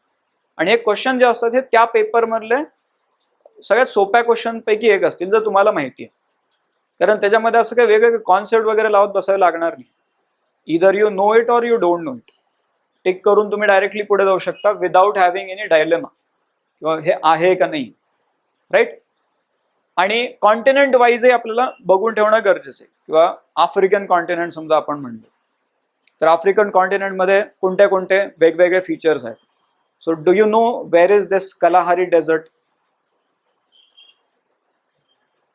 आफ्रिकेमध्ये कुठं आहे ते, म्हणजे कोणता, नॉर्थ साऊथ, कुठं? साऊथ रिजन मध्ये आहे. Okay. Namibia, okay. Now there is one more area which is highly rich in biodiversity. म्हणजे जर आपण नाव काढतोय अमेझॉन रेन फॉरेस्ट, बायोडायव्हर्सिटी भारी एकदम, तर मग अजून एक रिजन आहे जो त्याच तोडीत आहे पण दुसऱ्या कॉन्टिनेंटमध्ये, दॅट इज ओकावांगो. आता ओकावांगो रिव्हर आहे, त्या रिव्हरचा जो पूर्ण डेल्टा रिजन आहे, सो त्या भागामध्ये मोठ्या प्रमाणात बायोडायव्हर्सिटी, जगातल्या सगळ्यात जास्त हत्ती त्या भागामध्ये, Okavango. So it is located wear?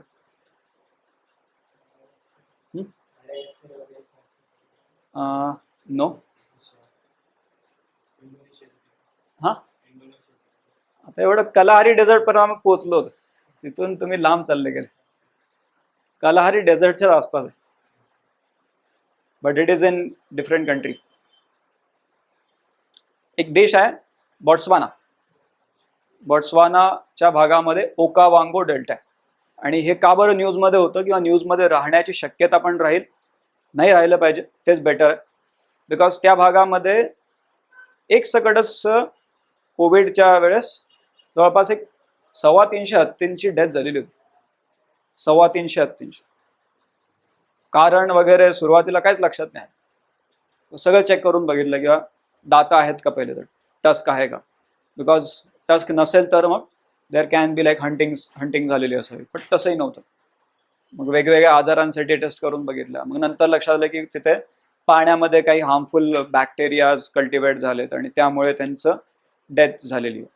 So आणि नंतर बरेचसे असे इन्सिडेन्सेस पुढे पण दिसले. सो बोट्स्वाना, आणि हे होण्याच्या आधीच, म्हणजे हे UPSCने न्यूजमध्ये यायची वाटही नाही बघितलेली आहे. जुना प्रश्न आहे UPSCचा, असेच प्रश्न असायचे ना, एरिया आणि कुठं आहे, जुने प्रश्न, तर त्याच्यामध्ये तुम्हाला तो दिसतो भाग, किंवा ओकावांगोवरती ऑलरेडी UPSCने प्रश्न विचारलेला आहे. आता हे जे प्लेसवाले प्रश्न आहेत ना, तुमच्याकडे ते पुस्तक PYQचं कोणतं आहे ते, हे आहे का? ओके, मग त्याच्यामध्ये ना दिशा पब्लिकेशन. सो त्याच्यामध्ये एक वेगळा पॉलिटिकल जॉग्रफी असं टायटल असेल. एक वेगळा एक सेक्शन दिलेला आहे, कारण सेक्शन वाईज PYQs आहेत. तर पॉलिटिकल जॉग्रफी असं टायटल घडी. जॉग्रफीच्या सेक्शनमध्ये जवळपास 100 प्रश्न तिथे असतील. इट इज नॉट नेसेसरी की तुम्हाला ते सगळे प्रश्न तोंडपाठ आहेत आणि 100 प्रश्न झाले सॉल्व्ह आणि झालं. तसंही नाही म्हणत आहे मी. माहिती नसतील तरी चालेल, पण एकदा काय करा, जास्तीत जास्त 2, 3 किंवा 4 तास लागतील. 100 प्रश्न आहेत, PYQs आहेत पूर्ण UPSCचे. ॲटलास घ्यायचं, ते 100 प्रश्न घेऊन बसायचं आणि एक एक प्रश्न बघायचा. एक एक प्रश्न बघायचा, त्याच्यात जे जे लिहिलेलं आहे ते रिजन्स ॲटलासवरती बघायचे. कारण नंतर तुम्हाला ते फील होतं किंवा कुठं ना कुठं हे रिजन्स जे आहेत ना ते रिपीट होतात. म्हणजे it is not every time about the current affairs there. काही रिजन्स असे आहेत की जे पुन्हा आपल्याला पेपरमध्ये दिसू शकतात. आणि म्हणजे असेल तर करंट अफेअर्सचाच भाग, पण काही वेळेस असं असू शकेल की त्यांनी काही असे प्रश्न विचारले की जे थोडंसं कॉन्टेक्स्ट वेगळं आहे. जसं ते दारफूर रिजनचं एक रिपीट झालेलं होतं. दारफूर सुडान मधला रिजन आहे. तर ते काही ते पूर्ण मायग्रंट कॅम्प्स वगैरे तिथे बनलेले होते. कधी आपलं 2022चा प्रश्न होता प्रिलिम्समध्ये. आणि दारफूर ऑलरेडी म्हणजे जुना 15-20 वर्ष आधी दारफूर मेन्शन झालेलं होतं PYQ मध्ये. सो कमीत कमी जर एका फ्रंटनी जर आपल्याला ते टॅकल नसेल झालं, समजा असं होऊ शकेल ना की एखादं समजा कोणती एखादी फॅक्ट आहे अशी की जे तुम्ही कुठंच वाचलेली नव्हती, पण कमीत कमी दुसऱ्या बाजूने तरी सेव्ह होऊ शकतो मग आपण. किंवा PYQs मध्ये आपण बघितलेलं, सो आय नो किंवा हे कुठं आहे. आणि बऱ्याच वेळेस एक असे झालं समजा किंवा तोच मुद्दा होता की तो डिफरन्स क्रिएट करणार होता किंवा मला माहिती दारफूर कुठं आहे, आय गॉट दी आन्सर. मग भले बाकीचे 2 स्टेटमेंट कुठं आहे काय मला काही माहित नाही, पण तरीही I got the answer. So त्यासाठी ते 100 प्रश्न जे आता जे रिसेंट जे पुस्तक असेल 100च्या वरती गेले असतील प्रश्न ते. सो ते प्रश्न एकदा जरी केलं ना तुम्ही तरी त्यानंतर करायची गरज नाही पडणार. फक्त त्याला थोडंसं मेथडनी करा किंवा ते ॲटलास घेऊन बसा आणि एकदाच ते 100 प्रश्न सॉल्व्ह करून घ्या. म्हणजे काय राहील की आतापर्यंत UPSCने याच्या आधी काय काय विचारलेलं ते सगळं एका बाजूने क्लिअर राहील. राईट. आणि बाकी तर मग अजून बरेचसे प्लेसेस आहेत. मला वाटतं आय थिंक आपण एक 55 ते 60 पर्यंत तरी पोहोचू. तेवढ्या जागा तरी आपण बघू. आणि एक जागा बघणं म्हणजे रिलेटेड टू दॅट 4-4, 5-5 फॅक्ट तरी बघत जातोच आहे आपण. सो आय थिंक 300-350 फॅक्ट्स आपल्या व्यवस्थितपणे कनेक्टेड वेमध्ये व्हायला पाहिजे त्याच्यामधून. फक्त हे जे फाईल तुम्हाला दिलेली आहे ती एकदा, आता जास्त काही वेळ लागणार नाही, पण ते एकदा जस्ट रिवाइज करून घ्या. म्हणजे तेवढ्या प्लेसेस तरी आपल्याला लक्षात राहतील. ठीक आहे. येस, चालेल. मग आज थांबू इथे. उद्या सेम टाइम 4 वाजता.